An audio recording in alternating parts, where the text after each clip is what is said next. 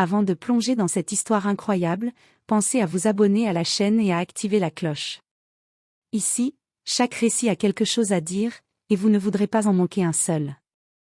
La gérante humilie et chasse son patron parce qu'il est noir. Un jour plus tard, elle regrette amèrement.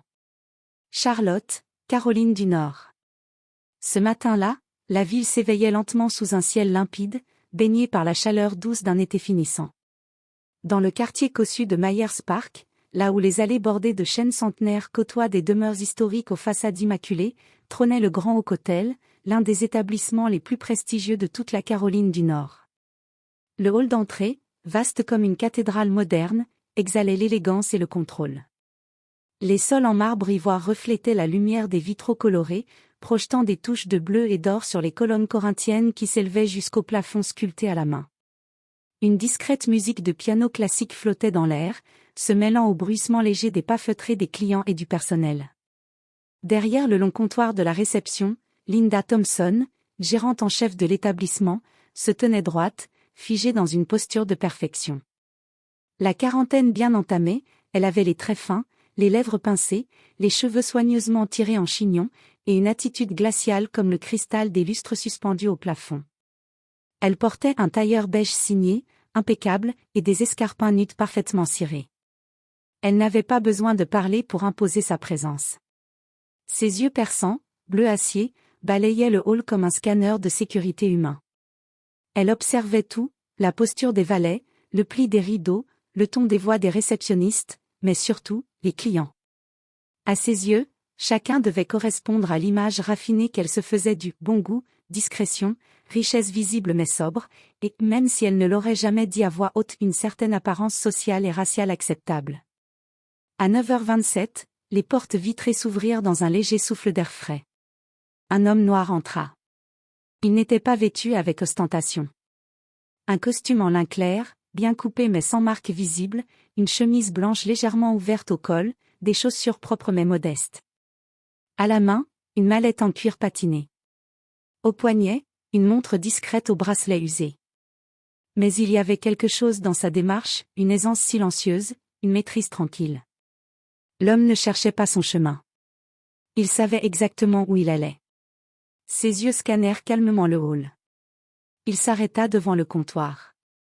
Mélanie, jeune réceptionniste au visage doux et au regard intelligent, se leva aussitôt pour l'accueillir avec un sourire. « Bonjour, monsieur. Bienvenue au Grand Oak Hotel. Comment puis-je vous ?» Elle s'interrompit aussitôt. Le regard de Linda venait de fuser vers elle, tranchant comme un rasoir. D'un léger mouvement de tête, la gérante lui ordonnait de reculer, de se taire, de la laisser gérer. Mélanie, hésitante, baissa les yeux et fit un pas en retrait, mâchoire crispée. Linda s'avança alors, se campant devant l'homme avec un sourire poli, mais glacé. À cet instant, un léger silence s'installa dans le hall. Pas un vrai silence, il y avait toujours les pas des valets, le murmure des conversations, le chariot du room service qui passait dans un couloir, mais un silence entre les êtres présents, un vide chargé, comme une tension suspendue. Le contraste entre Linda et l'homme était flagrant. Elle, figée dans un monde de contrôle et d'apparence. Lui, calme, posé, avec une sérénité qui venait de loin. Linda plissa les yeux. Elle avait vu cet homme franchir le seuil, et déjà, elle l'avait classé. Il ne portait pas de montre Rolex, pas de costume Hugo Boss. Il n'était pas escorté. Il n'avait pas le look d'un habitué de ce genre d'endroit, à ses yeux. Elle parlait avant même de l'avoir vraiment écouté. « Monsieur, je suis désolée, mais l'entrée pour le personnel ou les fournisseurs se trouve sur le côté, par le service. L'espace client est réservé aux invités, et je doute que vous ayez une réservation. » L'homme haussa à peine les sourcils. Il répondit d'une voix posée, presque chaleureuse. « Je ne suis ni fournisseur ni employé, madame. Je suis ici pour rencontrer monsieur Reynolds, le directeur financier. Nous avons rendez-vous à 10h. » Linda fronça les sourcils, comme si le nom qu'elle venait d'entendre n'était pas seulement inconnu, mais presque déplacé dans ce contexte. « Monsieur Carter ?» répéta-t-elle avec une lenteur méprisante, articulant chaque syllabe comme si elle goûtait à une absurdité. « Non. il n'y a aucune mention d'un rendez-vous avec un James Carter dans notre registre. Et même si c'était le cas. Elle inclina la tête, plissa légèrement les yeux. Sa voix prit ce ton sucré que prennent ceux qui croient se montrer polis alors qu'ils vous méprisent profondément. Je doute très sérieusement que vous ayez les moyens, ni même les qualifications, pour ce genre d'échange ici. Le grand Hawk ne reçoit pas ce profil de visiteur, vous comprenez? Mélanie, qui n'avait pas osé bouger depuis qu'elle s'était fait interrompre plus tôt, sentit son estomac se tordre. Elle blêmit littéralement, une vague froide lui traversant l'échine. Elle ouvrit la bouche, osa un pas timide en avant. Linda, je crois que... Silence, Mélanie, trancha sèchement la gérante sans même la regarder, comme si son intervention n'était qu'un bruit gênant qu'on balait d'un revers de main. Je gère, ajouta-t-elle, les mâchoires serrées. À ce moment-là, le silence dans le hall devint différent. Plus lourd. Plus chargé. Les quelques employés présents, valets, réceptionnistes, agents de sécurité baissèrent les yeux ou trouvèrent soudain un prétexte pour détourner leur attention, un papier à ranger, un ordinateur à vérifier, une plante à redresser. James, lui, resta impassible. Il ne broncha pas. Son regard fit lentement le tour de la pièce, absorbant les regards fuyants, les visages tendus. Il vit la gêne de certains, l'indifférence d'autres. Mais aucun ne parla. Pas un ne s'interposa. C'était la loi du silence. Une scène gênante, mais connue. Presque banale. Il prit une respiration lente, mesurée. Aucun signe de colère sur son visage. Aucun mot haut. Juste une voix calme, contenue, presque trop polie. Je comprends, dit-il simplement, avec un sourire doux amer. Je reviendrai demain. Bonne journée, Madame Thompson. Puis, sans un mot de plus, il tourna les talons avec la même dignité que celle avec laquelle il était entré. Le son discret de ses pas sur le marbre se fit entendre quelques secondes, puis le clac des portes vitrées se refermant doucement derrière lui. Linda sourit. Un sourire sec, satisfait. Pour elle, l'affaire était close. Une anomalie évacuée. Elle épousseta distraitement la manche de son tailleur, comme si la présence de James avait laissé une trace invisible sur son espace sacré. Elle ne savait pas. Elle n'avait aucune idée de ce qui allait arriver. Ce qu'elle venait de faire n'était pas simplement une erreur de jugement. C'était une blessure publique infligée avec arrogance et bientôt, elle serait obligée de s'en souvenir. Le lendemain matin, bien avant que le soleil ne réchauffe les façades en pierre blanche du Grand Hawk Hotel, une étrange agitation régnait dans le bâtiment. D'habitude, les débuts de journée étaient calmes, presque cérémonieux. Mais aujourd'hui, dès 6h30, une équipe technique en uniforme noir commença à s'activer dans le hall. Des câbles furent déroulés sur les sols en marbre, des projecteurs installés sur des trépieds, des micros fixés au plafond. Au centre de l'entrée trônait une immense bannière aux lettres dorées. Conférence des presse exceptionnelle, un nouveau chapitre pour le Grand Hawk Hotel. Le personnel, confus et excité, se murmurait des suppositions dans les couloirs. Rachat? Fusion? Nouveau partenariat avec une chaîne internationale? Certains parlaient d'un richissime investisseur texan, d'autres évoquaient une possible visite du maire ou même d'un ministre. Mais une chose était claire, quelque chose d'inhabituel se préparait. À 8h40, Linda Thompson arriva, talons claquant avec nervosité sur le marbre. Elle s'arrêta net en découvrant la scène, la transformation du hall, la présence de techniciens, de journalistes, de fleurs fraîches installées partout. Elle repéra immédiatement David Reynolds, le directeur financier, debout près de la régie installée à la hâte. Elle fonça sur lui, visiblement furieuse. « David? Qu'est-ce que c'est que ce cirque? Pourquoi personne ne m'a informé? Je suis la gérante de cet établissement, je suis censée être au courant de tout ce qui s'y passe. » David, l'air volontairement détendu, lui répondit sans la regarder. « Tu le sauras à 10h. Comme tout le monde. » « Pardon? Tu veux dire que cette mascarade a été montée derrière mon dos? » Siffla-t-elle. Il tourna alors lentement les yeux vers elle, et dit plus bas. « Tu devrais peut-être t'asseoir, Linda. » Linda le fixa, déstabilisée. C'était la première fois qu'il la tutoyait sur ce ton. À 9h45, l'atmosphère dans l'hôtel avait changé.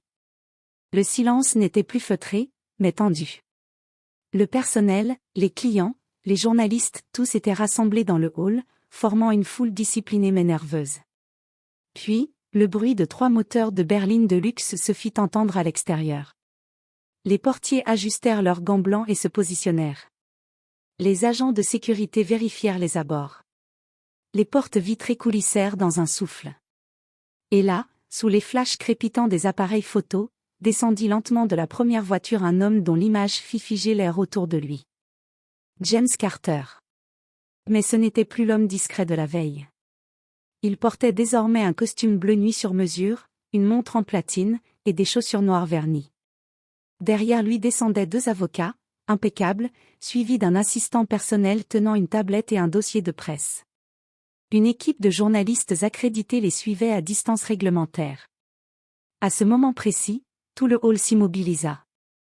Linda, postée à côté du comptoir, sentit son cœur faire un bond brutal. Ses lèvres se desséchèrent. Son souffle se coupa. Elle balbutia presque sans s'en rendre compte. Non.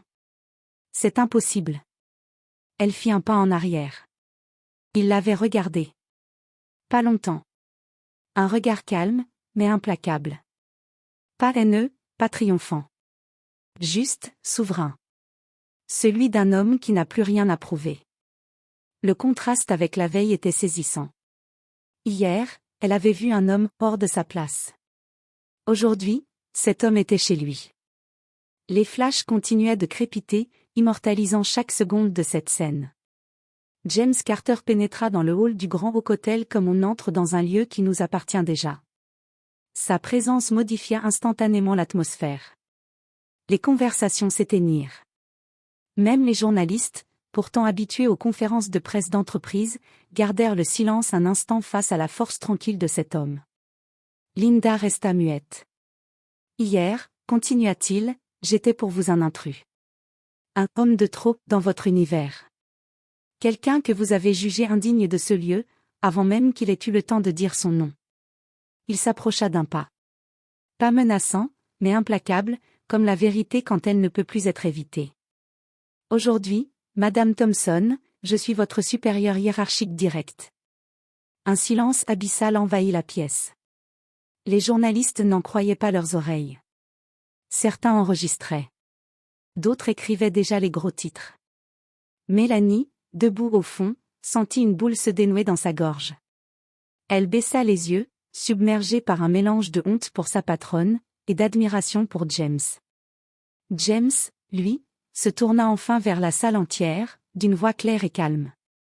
Ce n'est pas une revanche. Ce n'est pas une mise en scène. C'est un tournant. Cet hôtel, que j'ai aimé et que j'ai soutenu dans l'ombre pendant des années, mérite mieux que des portes fermées à ceux qu'on juge pas à leur place. Il désigna la bannière suspendue. Un nouveau chapitre pour The Grand Oak Hotel. Et ce chapitre commence aujourd'hui. Avec le respect, l'inclusion, et la compétence, peu importe la couleur de peau, la tenue ou l'accent. Les caméras captèrent chaque mot. Linda? Elle était toujours debout, droite, mais cette fois, plus comme une gérante. Plutôt comme une femme qui venait de voir tout son pouvoir se dissoudre en direct, sous les yeux du monde entier. Il avança avec une élégance discrète mais affirmée. Son regard se posa brièvement sur chaque membre du personnel, certains baissèrent les yeux avec gêne, d'autres inclinèrent la tête, respectueusement. James les salua tous d'un simple hochement de tête ni distant, ni arrogant, mais chargé d'une autorité calme et pleine de sens. Puis il s'arrêta. Juste devant Linda. Elle était figée, debout près du comptoir, les mains crispées sur son iPad qu'elle n'osait plus consulter. Son visage était tendu, incapable de dissimuler le mélange de stupeur, de confusion, et d'effroi discret. Elle ouvrit la bouche, prête à balbutier une justification, une tentative de sauvetage de façade. Mais James parla avant. Sa voix était posée, parfaitement articulée, sans colère apparente. Juste le poids d'une vérité qui tombe comme un coup près. Bonjour, Madame Thompson. Un battement de silence. Rappelons-nous, hier, vous m'avez refusé l'entrée. Vous m'avez humilié publiquement, sans poser de questions. Aujourd'hui, je reviens en tant que nouvel actionnaire majoritaire de cet hôtel. Un frisson parcourut la salle. Les caméras, braquées sur lui, captèrent chaque mot, chaque silence, chaque battement de paupières. Les journalistes s'échangeaient des regards. Certains commencèrent déjà à taper frénétiquement sur leurs tablettes. David Reynolds, resté en retrait, s'avança et prit la parole, solennel. Je confirme. Suite à une transaction confidentielle conclue la semaine dernière, M. James Carter a officiellement acquis 55% des parts du Grand Oak Hotel. Il est, à ce jour, notre principal investisseur et décideur exécutif. Un murmure d'étonnement se répandit dans la salle. Linda sentit le sol vaciller sous ses pieds. Elle tenta un sourire, une contenance, mais son visage la trahissait, ses joues pâles, sa bouche tremblante, et ce regard qui cherchait une sortie. Elle balbutia, la voix minuscule. Je ne savais pas, James la regarda droit dans les yeux, sans méchanceté, mais sans détour non plus. Non, vous ne saviez pas. Et c'est bien là le problème. Il marqua une pause. On aurait pu entendre une mouche voler. Vous n'avez même pas cherché à savoir. Vous ne m'avez pas écouté. Vous n'avez pas regardé mes papiers. Vous avez vu un homme noir, seul, sans escorte, sans apparence tapac sans grave-l'œil, et vous avez décidé que je ne méritais pas d'être ici. La scène fit le tour des réseaux sociaux à une vitesse fulgurante. En moins de 2 heures, la vidéo intitulée « La gérante qui a humilié son patron noir sans le savoir » comptait déjà des centaines de milliers de vues. 24 heures plus tard, elle avait dépassé les 10 millions de vues. La séquence, filmée depuis un téléphone par un employé discret, montrait James Carter, calme, digne, droit dans son costume, remettre Linda Thompson à sa place avec une fermeté empreinte de classe. Il n'avait pas haussé la voix. Il n'avait pas insulté. Il avait simplement exposé la vérité. Sur TikTok, YouTube, Instagram, et X, anciennement Twitter, les réactions pleuvaient. Encore un exemple éclatant du racisme quotidien dans les lieux de pouvoir. Il l'a terrassé avec des mots, pas des cris. Brillant. Le karma a mis un costume bleu nuit aujourd'hui. Respect éternel à James Carter. Voilà comment on répond à l'humiliation. The Grand Oak Hotel ? Je réserve une chambre rien que pour lui dire merci. Des influenceurs, des avocats, des journalistes, des citoyens ordinaires, tous reprenaient la vidéo comme une leçon de dignité. Certaines chaînes de télévision nationales l'avaient même diffusée dans leur bulletin du soir. Des personnalités connues dans la lutte pour les droits civiques saluaient le geste de James. On parlait déjà de lui comme d'un homme à suivre. Le soir même, le conseil d'administration du Grand Oak Hotel réagit. Un communiqué officiel fut publié. Madame Linda Thompson est suspendue de ses fonctions de manière provisoire, dans l'attente d'une enquête interne portant sur des accusations de discrimination raciale, abus d'autorité et atteinte à l'image de l'établissement. Nous prenons cette affaire très au sérieux. Linda, abasourdie, resta enfermée dans son bureau jusqu'à tard dans la nuit. Pour la première fois, elle réalisait l'ampleur de ce qu'elle avait déclenché. Non seulement elle avait humilié un homme sans raison, mais elle avait aussi exposé au grand jour une mentalité rétrograde que James Carter, désormais à la tête de l'hôtel, était bien décidé à éradiquer. Le lendemain matin, James Carter convoqua une réunion générale avec l'ensemble du personnel dans la salle des ballets du Grand Oak, transformée pour l'occasion en auditorium. Il se tenait debout, seul, devant un micro, sans artifice, sans projecteur, juste avec la vérité dans les yeux. Je veux commencer par dire ceci, je ne suis pas venu ici pour me venger. Ce n'est pas mon style. Ce n'est pas ma vision du pouvoir. Les regards étaient tournés vers lui, silencieux, émus. Hier, on m'a jugé sur mon apparence. Aujourd'hui, je veux qu'on se juge entre collègues sur le respect, sur les compétences, et sur la dignité humaine. Il marqua une pause, puis reprit. À partir d'aujourd'hui, nous mettons en place 3 nouvelles politiques. 1. Un programme obligatoire de formation à la diversité et à l'inclusion. 2. Un code éthique universel qui sera signé par chaque employé. 3. Et un protocole de recrutement anonyme, pour garantir que seul le mérite et la valeur humaine comptent. Dans la salle, l'émotion montait. Une main timide se leva. C'était Mélanie, la réceptionniste, qui la veille encore avait été interrompue et humiliée par Linda. La voix tremblante mais claire, elle dit. Merci. Merci, Monsieur Carter. Vous n'avez peut-être aucune idée de ce que ça représente pour nous, de savoir qu'on est enfin vu, entendu, respecté. James la regarda avec bienveillance. Détrompez-vous, Mélanie. Je sais exactement ce que ça représente. J'ai été ce jeune homme qu'on fait attendre à l'entrée. J'ai été ce collaborateur dont on ignore les idées. J'ai été ce client qu'on suspecte. J'ai été ce noir qu'on méprise sans le connaître. Il inspira profondément. Mais aujourd'hui, nous allons construire un endroit où plus jamais cela n'aura lieu. Pas tant que je serai là. Un tonnerre d'applaudissements éclata. Certains avaient les larmes aux yeux. D'autres se regardaient, comme si, pour la première fois, quelque chose venait de changer en profondeur. Ce n'était pas juste une nouvelle direction. C'était une nouvelle ère. 3 semaines plus tard, le hall du Grand Hotel avait changé d'âme. Le marbre était toujours aussi éclatant, les lustres scintillaient comme avant, mais quelque chose d'essentiel s'était déplacé, le regard que l'on portait sur les autres. Là, sur le mur central, à l'endroit précis où Linda Thompson avait humilié James Carter, une plaque en laiton massif, finement gravée, venait d'être scellée. Les lettres dorées, sobres et puissantes, captaient la lumière du matin. À ceux qu'on a regardés de travers sans savoir qui ils étaient.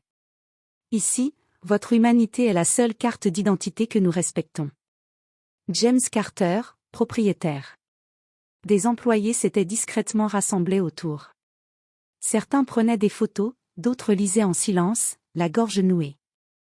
Mélanie, la réceptionniste que Linda avait souvent ignorée, posa une main sur la plaque et murmura un simple « merci ». James Carter, vêtu d'un costume gris clair, se tenait à quelques mètres, les mains croisées devant lui. Il ne cherchait pas la gloire. Il regardait les visages de ceux qui travaillaient ici, les femmes de ménage, les portiers, les cuisiniers, les techniciens, toutes celles et ceux qui, trop souvent, étaient jugés avant d'être écoutés.